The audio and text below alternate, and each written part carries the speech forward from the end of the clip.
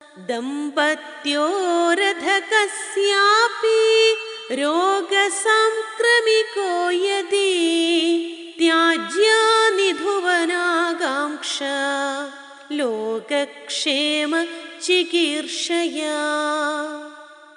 അഥ വിവാഹത്തിന് ശേഷം ദമ്പത്യോഹോ ഭാര്യാഭർത്താക്കന്മാരില് കസ്യാപി ആർക്കെങ്കിലും യതി സാംക്രമിക രോഗ പകർച്ചവ്യാധി ഉണ്ടാകുകയാണെങ്കിൽ ലോകക്ഷേമ ചികീർഷയ ലോകക്ഷേമത്തെ കരുതിയിട്ട് നിധുവനാകാംക്ഷ ത്യാജ്യ സ്ത്രീ സംഘം അല്ലെങ്കിൽ അവരുടെ ബന്ധം സെക്ഷൽ റിലേഷൻഷിപ്പ് അവരുപേക്ഷിക്കേണ്ടതാണ് എന്നാണ് പറയുന്നത്. അതായത് സാംക്രമിക രോഗം ഉള്ള ഒരു വ്യക്തിയിൽ നിന്ന് ഒരു കുഞ്ഞ് ജനിച്ചു കഴിഞ്ഞാൽ തന്നെ ആ കുഞ്ഞിനും അത് ഉണ്ടാകും, ആ അസുഖം. അപ്പം അങ്ങനെ വരികയാണെങ്കിൽ അവര് വിവാഹശേഷമാണ് ഇത് അറിയുന്നതെങ്കിൽ പോലും ധർമ്മബോധമുള്ള ആള് പ്രജോത്പാദനം ചെയ്യരുത്. മാത്രമല്ല ആ രോഗം പുരുഷനുണ്ടെങ്കിൽ സ്ത്രീയിലേക്ക് സംക്രമിപ്പിക്കരുത്, സ്ത്രീക്കുണ്ടെങ്കിൽ പുരുഷനിലേക്കും സംക്രമിപ്പിക്കരുത്. അപ്പൊ ഇവിടെ ഓരോ വ്യക്തിയും അവരവരുടെ ജീവിതത്തെ സുഖത്തിന് വേണ്ടിയിട്ട് വേറൊരാളുടെ ജീവിതം തകർക്കുന്ന രീതിയിൽ, നശിപ്പിക്കുന്ന രീതിയിൽ പ്രവർത്തിക്കരുത് എന്ന് തന്നെയാണ് ഗുരു പറയുന്നത്. നമ്മുടെ സുഖം കണ്ടെത്തുന്നതിൻ്റെ ഭാഗമായിട്ട് വേറൊരുവന്റെ സുഖം നഷ്ടപ്പെടുത്തരുത്, ഒരു ജീവിതം നഷ്ടപ്പെടുത്തരുത്. അതാണ് അടിസ്ഥാനം. അത് ആത്മോപദേശ ശതകത്തിൽ ഗുരു പറയുന്നുണ്ട്. നമ്മുടെ പ്രിയം വേറൊരുവന്റെ പ്രിയമാകുന്ന രീതിയിൽ പ്രവർത്തിക്കണം, വേറൊരുവന്റെ പ്രിയം നമ്മുടെ പ്രിയമാകുന്ന രീതിയിൽ പ്രവർത്തിക്കണം. അങ്ങനെ പ്രിയങ്ങളെ ഏകീകരിക്കാൻ കഴിയുന്ന ഒരു ധാർമ്മിക ബോധമാണ് ഗുരു കൂടുതലും എടുത്തു പറയുന്നത്. വിവാഹശേഷം വിവാഹത്തിന് മുമ്പ് ഉള്ള ഈ നിർദ്ദേശങ്ങളൊക്കെ തന്നെ ആധുനിക കാലത്തും പ്രസക്തിയുള്ളതാണ്.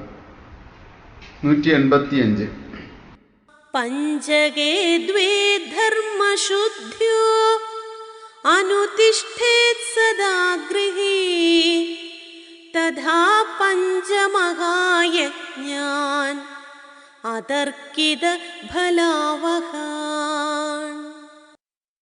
പഞ്ചകേ ദ്വേ ധർമ്മ 5 ധർമ്മങ്ങളെയും 5 ശുദ്ധികളെയും ഗൃഹസ്ഥാശ്രമി സദാ എപ്പോഴും അനുതിഷ്ഠേത്.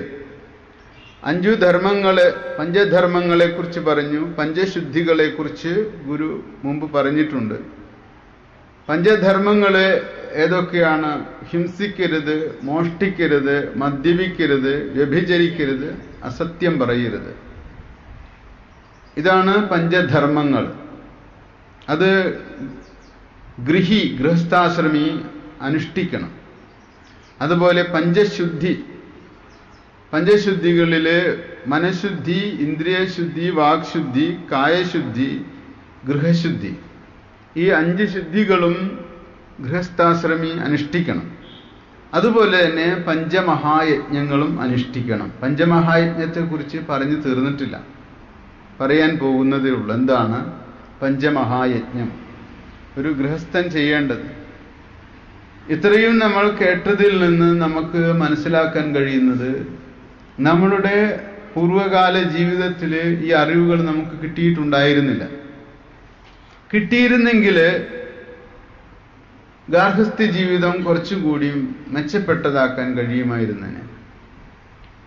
ഈ ശ്രീനാരായണ ധർമ്മം വിവാഹത്തിന് മുമ്പ് പഠിക്കാൻ കഴിയായിരുന്നെങ്കിൽ വിവാഹ ജീവിതത്തിൽ ഒത്തിരി മൂല്യങ്ങൾ ആദ്യമേ തന്നെ പരിപാലിക്കുവാൻ കഴിയുമായിരുന്നേനെ. അതിലൂടെ പ്രജോത്പാദനം മെച്ചപ്പെടുത്താം.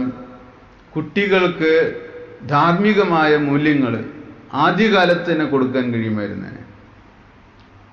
ഇത് കേട്ടതിന് ശേഷം നിങ്ങൾ ഓടിച്ചെന്ന് കുട്ടികളെ പഠിപ്പിക്കാൻ ശ്രമിച്ചാൽ വിപരീത ഫലമുണ്ടാക്കും. കാരണം അവർ നിങ്ങളുടെ ശത്രുവായിട്ട് തീരും. നിങ്ങൾ അവരെ മുമ്പ് പഠിപ്പിക്കാത്ത കാര്യങ്ങൾ പൊടുന്നനെ പഠിപ്പിക്കാൻ ശ്രമിക്കുമ്പോൾ അവർക്ക് ഉറപ്പുവരുത്തേണ്ടതുണ്ട് ഈ പറയുന്നതെല്ലാം നിങ്ങൾ ചെയ്യുന്നുണ്ടോ എന്ന്. അതുകൊണ്ടാണ് കുട്ടികൾ നമ്മൾ പുതിയ അറിവുകളുമായിട്ട് ചെല്ലുമ്പോൾ സ്വീകരിക്കാതിരിക്കുന്നത്. ആദ്യമേ അവര് അച്ഛനും അമ്മയും ഒരു ധർമ്മ വ്യവസ്ഥിതിയിൽ അത് അനുസരിച്ച് ജീവിക്കുന്നവരാണെന്ന് അവർ തിരിച്ചറിയുമ്പോഴാണ് അച്ഛനെയും അമ്മയെയും അവർ ഒരു മോഡലായിട്ട്, മാതൃകയായിട്ട് എടുക്കുന്നത്, ഒരു ഹീറോ ആയിട്ട് എടുക്കുന്നത്. എൻ്റെ അച്ഛൻ എൻ്റെ ഹീറോ, എൻ്റെ അമ്മ എൻ്റെ ഹീറോയിൻ എന്ന് പറയുന്ന ഒരു മാതൃക ഉണ്ടായി വരണം. അത് അച്ഛനും അമ്മയും ആ ധർമ്മം പരിപാലിക്കുമ്പോൾ മാത്രമാണ്.